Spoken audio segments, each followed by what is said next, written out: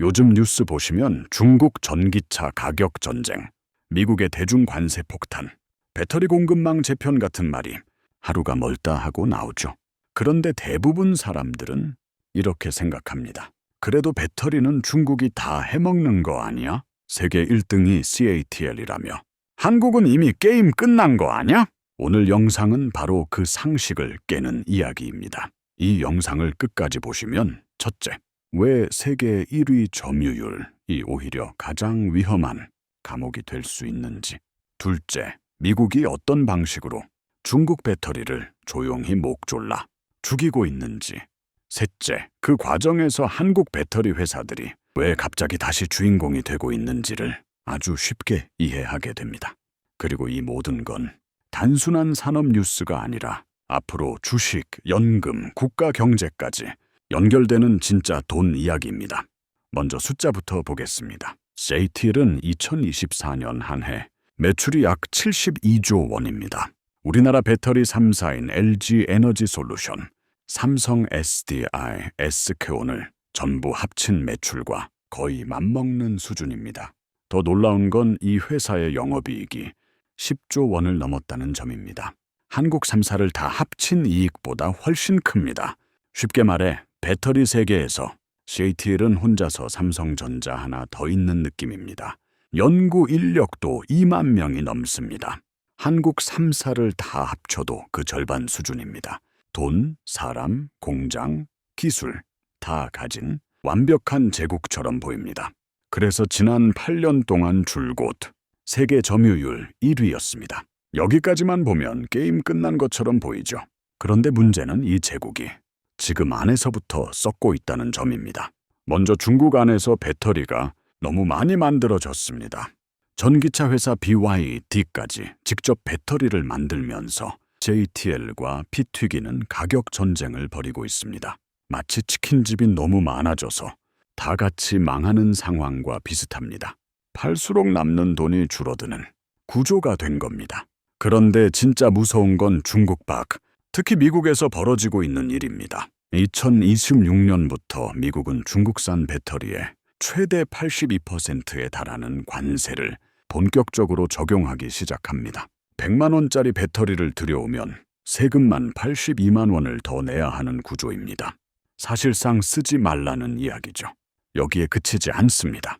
미국 하원은 외국 적대국 배터리 의존 감소법이라는 법을 통과시켰고 그 법안에 CATL을 포함해 중국 배터리 회사 6곳의 이름이 직접 블랙리스트로 적혔습니다. 그리고 미국 국토안보부, 그러니까 테러나 전쟁 대비까지 담당하는 기관이 중국산 배터리를 미국의 핵심 인프라, 전력망, 데이터 센터, 군 관련 시설에 쓰지 말라는 가이드라인까지 공식 발표했습니다. 이게 무슨 뜻이냐면 CATL은 지금 매출 72조 원, 이익 10조 원을 벌고 있지만 앞으로 가장 돈이 많이 몰리는 시장, 미국의 전기차, 에너지 저장 장치, 데이터 센터 시장에서 점점 쫓겨나고 있다는 뜻입니다. 여기서 오늘의 핵심 인사이트가 나옵니다. 점유율은 과거를 말해주지만 규제는 미래를 결정한다. CATL은 지금까지의 성적표에서는 세계 1등이지만 앞으로의 시험지에서는 아예 시험장에 못 들어갈 수도 있는 상황에 놓인 겁니다. 겉으로 보면 왕관을 쓴 황제인데 실제로는 보이지 않는 감옥에 갇힌 상태인 셈이죠. 이 균열이 어디까지 커질지, 그리고 이 틈을 누가 파고들게 될지 다음 이야기에서부터 본격적으로 드러나기 시작합니다. 사람들은 이렇게 생각합니다. 중국 배터리가 막히면 전기차 시장도 같이 죽는 거 아니야? 테슬라도 힘들어지는 거 아니야? 그런데 여기서 완전히 다른 장면이 펼쳐집니다. 세계에서 가장 계산이 빠른 회사 테슬라가 먼저 움직였습니다. 2026년을 앞두고 계약서를 꺼냅니다. 테슬라는 조용히 상대를 바꿉니다. 상대는 중국이 아니라 한국이었습니다. LG 에너지 솔루션과 약 6조 원, 삼성 SDI와 약 3조 원, 합쳐서 약 9조 원 규모의 배터리 공급 계약입니다. 겉으로 보면 그냥 거래 하나 늘어난 것처럼 보이지만 이건 사실상 테슬라가 중국 배터리와 손절 선언을 한 사건입니다. 이유는 단순합니다. 아까 이야기한 82% 관세 때문입니다. 같은 배터리라도 중국산은 세금이 덕지덕지 붙고 한국산은 미국 보조금 대상이 됩니다. 그래서 공장에서 나오는 가격표는 중국이 싸 보이지만 미국에 도착하는 순간 실제 지불 가격은 한국산이 더 저렴해집니다. 마치 인터넷 최저가로 주문했는데 배송비와 관세가 붙어서 더 비싸지는 상황과 똑같습니다. 테슬라는 이 계산을 누구보다 빨리 끝낸 겁니다. 그런데 테슬라가 이렇게까지 서두른 건 관세 때문만이 아닙니다. 진짜 이유는 전기차. 여기서부터 이야기가 더 커집니다. 전기차는 요즘 잠깐 숨 고르기를 하고 있습니다. 충전소 부족, 보조금 축소 같은 이유로 성장 속도가 느려졌습니다. 경기 둔화. 하지만 대신 폭발하고 있는 괴물이 하나 있습니다. 바로 인공지능입니다. AI는 전기를 미친 듯이 먹습니다. 우리가 챗봇 한 번 쓰는 동안 데이터 센터 어딘가에서는 수천 대의 서버가 동시에 돌아갑니다. 이 서버들이 멈추지 않게 하려면 거대한 보조 배터리가 필요합니다. 이걸 에너지 저장 장치, 쉽게 말해 초대형 보조 배터리라고 이해하시면 됩니다. 영어로는 ESS라고 부릅니다. 테슬라는 이 시장을 이미 잡고 있습니다. 테슬라 에너지 사업부에 배터리 수요는 1년에 약 100기가와트십니다. 이게 어느 정도냐면 전기차 150만 대 이상에 들어가는 배터리 양입니다. 그런데 테슬라가 자체적으로 만드는 건 고작 10기가와트시 정도밖에 안 됩니다. 나머지 90은 전부 외부에서 사와야 합니다. 그리고 그 90 중에서 중국산은 이제 거의 전면 제외입니다. 그래서 한국이 들어온 겁니다. 그런데 테슬라만 이런 게 아닙니다. 마이크로소프트, 아마존, 구글 같은 빅테크 회사들도 AI 데이터 센터를 미친 속도로 늘리고 있습니다. 이 회사들은 서버가 1초라도 멈추면 수천억 원이 날아갑니다. 그래서 전력망이 흔들려도 버틸 수 있도록 초대형 배터리를 깔아둡니다. 이 시장의 수요는 매년 약 15%씩 커지고 있습니다. 돈이 복사되는 속도라고 보시면 됩니다. 이 흐름을 한국 기업들도 바로 알아챘습니다. 삼성 SDI는 미국 인디애나 공장의 일부를 전기차용이 아니라 ESS, 전용 생산 라인으로 즉시 바꾸었습니다. LG 에너지 솔루션은 2026년까지 미국에서 ESS 배터리를 연간 30기가와트씩 만들 수 있는 공장을 갖추겠다고 공식 목표를 밝혔습니다. 쉽게 말해 전기차가 잠깐 쉬어가는 사이 AI와 데이터 센터라는 새로운 손님이 배터리를 쓸어 담고 있는 구조입니다. 그래서 오늘의 두 번째 인사이트가 나옵니다. 전기차는 멈췄지만 AI 전력 배고픔 이제 시작이다. 그리고 이 타이밍에 또 하나의 신호가 켜졌습니다. 2026년 1월 21일 그동안 바닥을 기던 리튬 가격이 2년 만에 반등했다는 뉴스가 나왔습니다. 배터리의 쌀이라고 불리는 원재료 가격이 다시 오르기 시작했다는 건 그동안 피말리던 수익성이 좋아질 수 있다는 뜻입니다. 배터리 소재 회사들의 산업 전체가 서서히 숨을 돌리기 시작했다는 신호입니다. 정리하면 지금 상황은 이렇습니다. 중국 배터리는 미국 시장에서 막히고 테슬라와 빅테크는 배터리를 더 많이 필요로 하고 그 물량을 한국이 채우기 시작했고 원재료 가격까지 바닥을 찍고 돌아서고 있습니다. 이 모든 퍼즐이 동시에 맞춰지고 있습니다. 그리고 이 흐름이 어디까지 이어지는지 다음 장면에서 더 충격적인 그림이 등장합니다. 여기서 많은 사람들이 다시 불안해집니다. 그래도 기술은 중국이 더 빨리 따라오는 거 아니야? 돈도 많고 사람도 많은데 한국이 끝까지 버틸 수 있을까?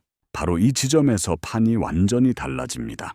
전쟁의 무대가 땅에서 하늘로 이동하기 때문입니다. 그리고 눈에 보이지 않는 영역으로 먼저 하늘 이야기부터 하겠습니다. 2024년 말 조용하지만 업계를 뒤흔든 계약이 하나 체결됩니다. LG 에너지 솔루션이 일론 머스크의 스페이스 X, 그 중에서도 인류를 화성으로 보내겠다는 초대형 우주선 스타쉽에 들어갈 배터리를 공급하기로 한 겁니다. 이게 왜 대단하냐면 우주선 배터리는 자동차 배터리랑 차원이 다릅니다. 발사 순간에는 대기압에 약 60배에 달하는 압력이 걸리고 지구를 도는 동안에는 시속 약 26,000km, 서울에서 부산을 1분도 안 돼서 주파하는 속도로 진동과 충격을 계속 견뎌야 합니다. 여기에 영하 수십 도의 우주 냉기와 방사선까지 버텨야 합니다.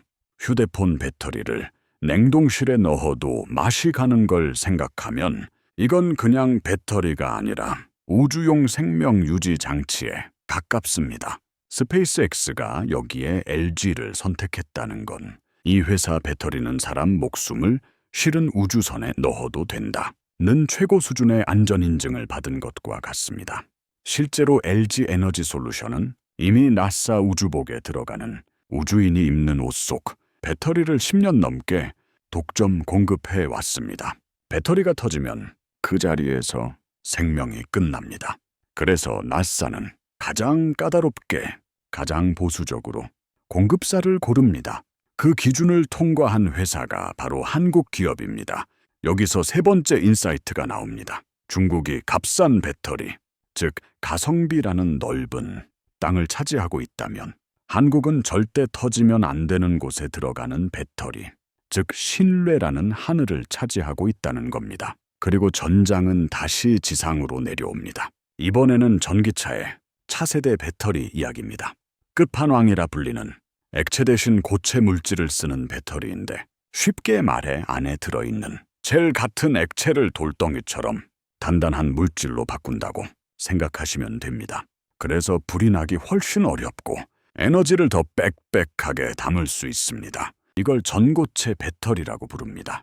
삼성 SDI는 이미 BMW와 함께 이 전고체 배터리를 단 차량을 굴리면서 실제 도로에서 데이터를 쌓고 있습니다. 실험실이 아니라 고속도로에서, 신호등에서, 사고 위험 속에서 테스트가 진행되고 있다는 뜻입니다. 목표 성능은 1번, 충전에 약 1000km 주행, 커피 한 잔 주문하고 마시는 시간은 약 9분 만에 완충입니다. 지금 전기차 충전이 30분, 1시간 걸리는 걸 생각하면 게임 규칙이 바뀌는 수준입니다. 반면 중국은 아직 전시장에 놓을 샘플 수준입니다. 이 전고체 배터리를 단계에서 다루고 있는 양산과 실도로 테스트는 한국이 훨씬 앞서 있습니다. 물론 중국도 가만히 있지는 않습니다. 시애틀은 2세대 나트륨 배터리, 이름하여 낙스트라를 공개했습니다. 리튬 대신 소금을 쓰는 배터리입니다. 에너지 밀도는 낮지만 영하 40도에서도 작동하고 원가는 리튬 배터리의 약 30% 수준입니다. 쉽게 말해 성능은 평범하지만 엄청 싼 배터리입니다. 개발도상국, 저가 전기차, 오토바이 같은 시장을 싹 쓸어 담겠다는 전략입니다. 그런데 여기서 또 하나의 무서운 현실이 드러납니다. 중국 정부는 배터리 연구 개발에 1년에 약 1조 원을 쏟아붓고 있습니다. 반면 한국 정부의 전고체 관련 지원은 특정 과제 기준으로 보면 100억 원, 조금 넘는 수준입니다. 돈의 양만 보면 거의 100배 차이입니다. 그럼에도 불구하고 한국이 기술 최전선에 서 있다는 건 민간 기업들이 목숨 걸고 달리고 있다는 뜻이기도 합니다. 그리고 CATL은 이제 아예 한국 땅 안으로 들어오고 있습니다. 서울 강남에 법인을 세우고 한국 자동차 회사와 부품 업체를 직접 공략하기 시작했습니다. 배터리 전쟁의 전선이 서울 한복판까지 들어온 겁니다. 중국, 미국을 넘어서. 그리고 마지막으로 진짜 공포가 있습니다. 많은 사람들이 잘 모르는 배터리는 단순한 쇳덩이가 아니라 안에 작은 컴퓨터가 들어 있습니다. 충전량, 온도, 전압을 실시간으로 조절하는 시스템입니다. 쉽게 말해 배터리의 두뇌입니다.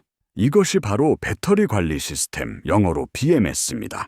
만약 이 시스템이 해킹된다면 어떻게 될까요? 자동차는 멈추고 전력망은 흔들립니다. 데이터 센터는 꺼지고 배터리 하나가 아니라 도시 하나가 멈출 수 있습니다. 그래서 미국이 중국 배터리를 단순히 비싸서가 아니라 위험해서 막는 겁니다. 여기서 네 번째 인사이트가 나옵니다. 배터리 보안은 사이버 안보의 최전방이다.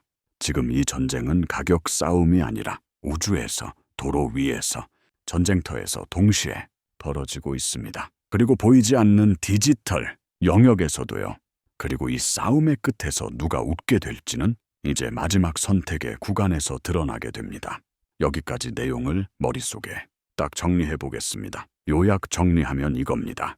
첫째, CATL은 매출 72조, 이익 10조의 제국이지만 미국의 82% 관세와 블랙리스트 국토안보부 규제로 미래 시장에서 쫓겨나는 구조에 들어갔고, 둘째 테슬라와 빅테크는 전기차보다 더 큰 AI, 데이터 센터용 초대형 배터리를 필요로 하면서 한국 배터리를 대규모로 선택하기 시작했고, 셋째, 한국은 우주선과 나이사, 우주복, 전고체 배터리처럼 절대 사고 나면 안 되는 영역에서 신뢰라는 기술 자산을 쌓아왔으며, 중국은 값싼 나트륨, 배터리로 저가 시장을 노리지만 보안과 규제, 첨단 기술 벽에 막혀 있다는 겁니다. 요약 정리하면 이겁니다.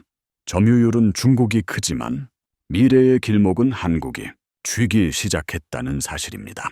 그리고 이제 결론입니다. 지금 전 세계 배터리 시장에서 한국 3사의 점유율은 약 16%입니다. 한때 30% 가까이 갔다가 전기차 침체와 중국 공세로 내려앉았던 바닥 구간입니다. 투자로 치면 주가가 바닥에서 더 이상 안 빠지고 옆으로 기는 구간과 비슷합니다. 그런데 2026년 하반기부터 미국에서는 중국산 배터리에 대해 어디서 만들었는지, 어떤 공정을 거쳤는지를 전부 증명해야 하는 공급망 추적 의무가 전면 시행됩니다.